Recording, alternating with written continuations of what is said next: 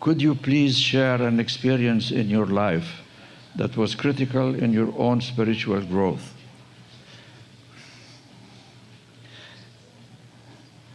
I was about 20 years old when I arrived in Tehran from Beirut, Lebanon, having finished my university course.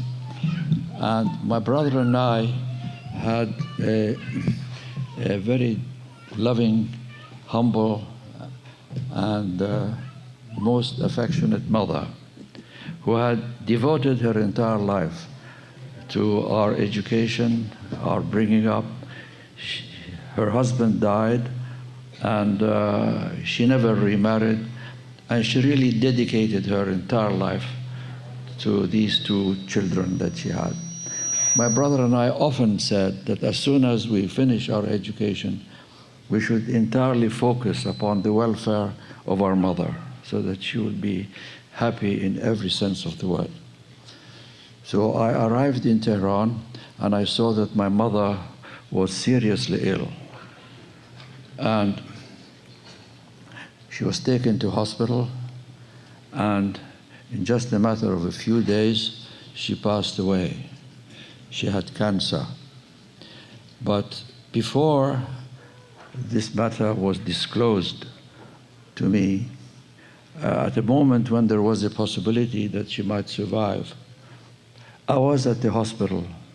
There was a corridor there and different rooms, and at the end of the corridor there was a balcony. And I went to the balcony and I prayed to Baha'u'llah. And I said, "Oh, blessed beauty, if you save the life of my mother, I will then devote my entire life to the service of the cause. I will dedicate myself to the service of the cause." And I cried. And then I left the balcony and came and I saw the doctor was standing. He told us that she had passed away. Well, I was very sad, heartbroken. The news was sent to all the friends. We had the funeral and everything that went with it. And now everything is over. 2 days have passed. And I'm sitting alone at home. And I remembered my going to that balcony. And I said to myself, "Ali,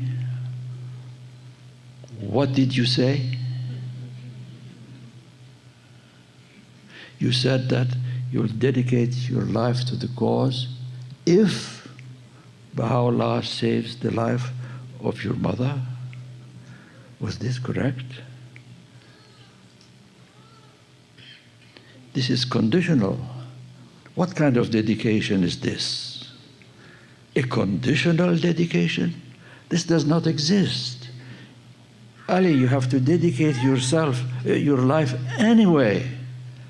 Don't make it condition upon anything." What kind of reasoning is this? What kind of attitude is this?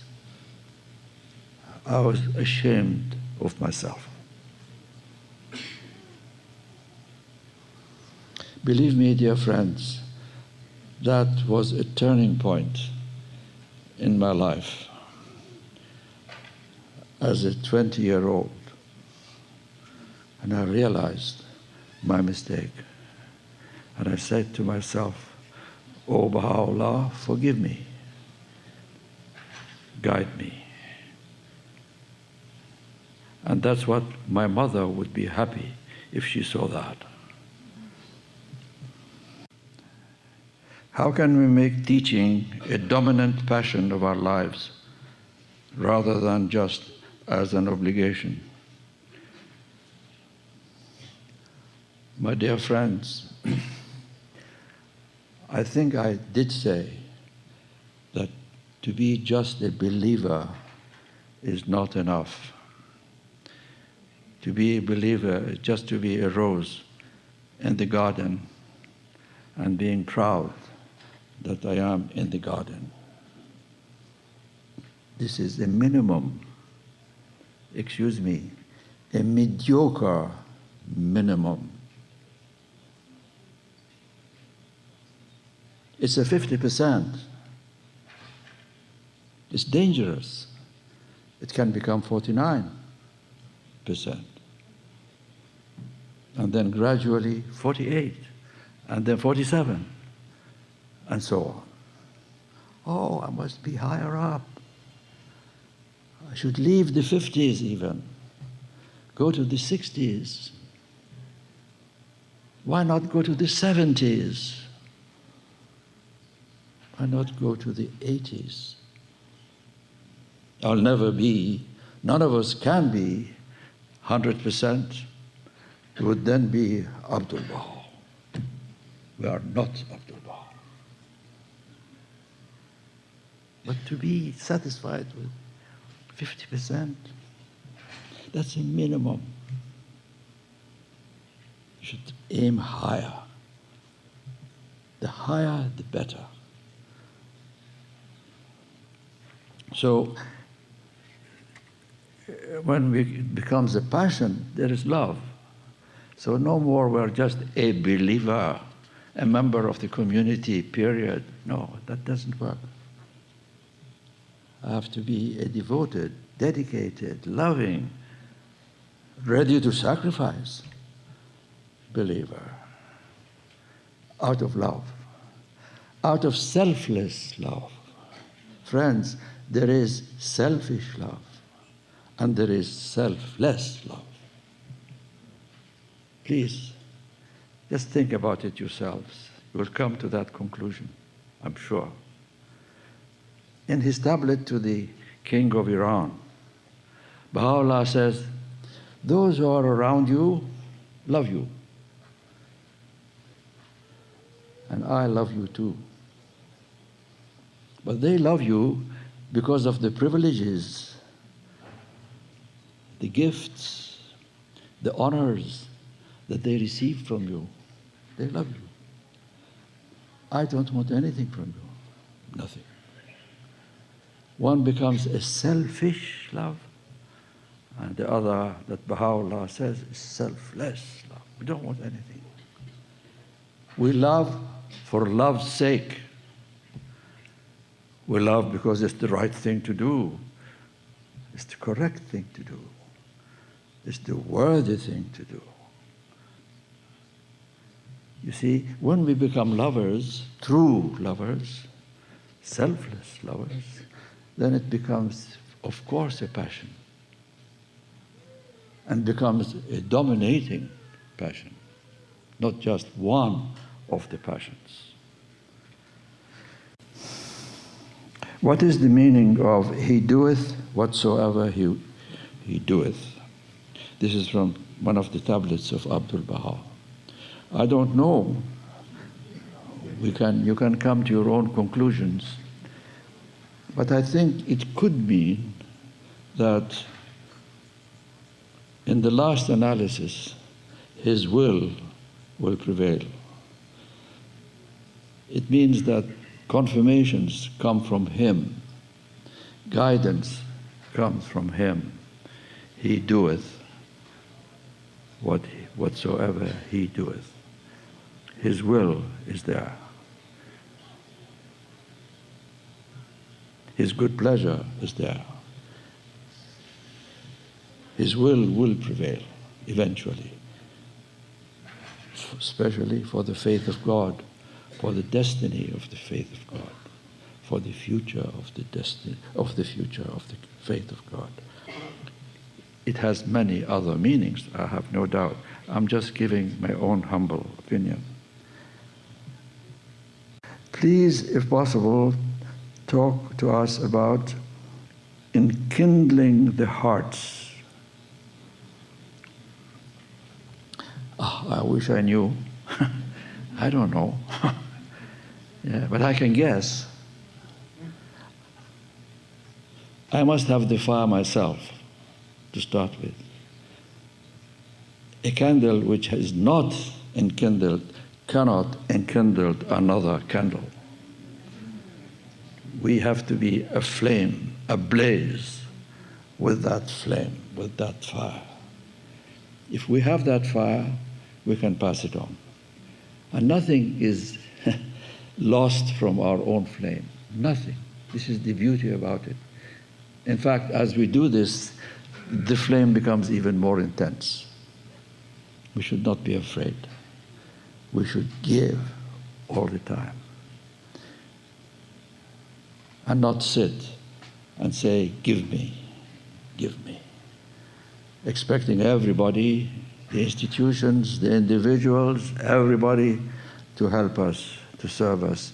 Why don't they come to me? Why don't they help me, What about yourself?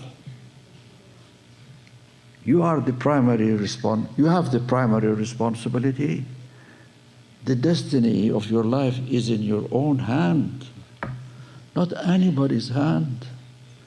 You define your own destiny. It's right here. And you are responsible to your Creator. That's how we should think. Well, this is just my own personal opinion. Please elaborate on this part of the hidden words, and eschew all fellowship with the ungodly. My memory is very weak. As I recall, this question was put to Shoghi Effendi. And he primarily means the covenant breakers. In other words, we should not mix with the covenant breakers. We should not associate with them. Because their breath, so to speak, has an influence on us. It weakens our faith. When we see somebody making fun of Baha'u'llah, making fun of Abdul Baha as the center of his covenant, or of Shoghi Effendi, or of the Universal House of Justice, that has an effect on us. The breath itself has an effect on us. This type of talk has an effect on us. So I think, if my memory is correct, I hope it is, Baha'u'llah mentioned that death is the messenger of joy. Why dost thou grieve? On the other hand, the House of Justice, in their messages upon the passing of someone, like a hand of the cause, always mentions with sorrowful hearts or with deep sadness or mournful. How do we reconcile such feelings? You see, what Baha'u'llah says, he's addressing you and me. That death is not something bad. It's good. It's the messenger of joy. We go to a better world. That's what he's telling us, not to be afraid of death. If it comes, we should welcome it. We should be happy about it. Because it's like a womb, a child, an embryo in the womb of its mother. Now, the birth of that embryo into this world, of course, when the child is born, when the baby is born, it starts crying. He says, don't cry. It's a better world, far better world. That limited womb of the mother, it's like a prison. Come out, enjoy this beautiful nature. Breathe. Look at the beauty of nature. Protect my nature and serve your beloved Lord. So it's addressed to the individual. But us, whether we are individuals or institutions, of course we're sad. We have lost a fellow friend, a fellow believer. We've lost him. We are of course sad. That's what the House of Justice is saying. That's how Shoghi Effendi has said before. You read the cables and messages of Shoghi Effendi, it's the same thing. Deeply saddened, I deplore the passing of, and so on. This is full of such statements as this from the pen of Shoghi Effendi. It's the same thing. So there is a difference between who is being addressed.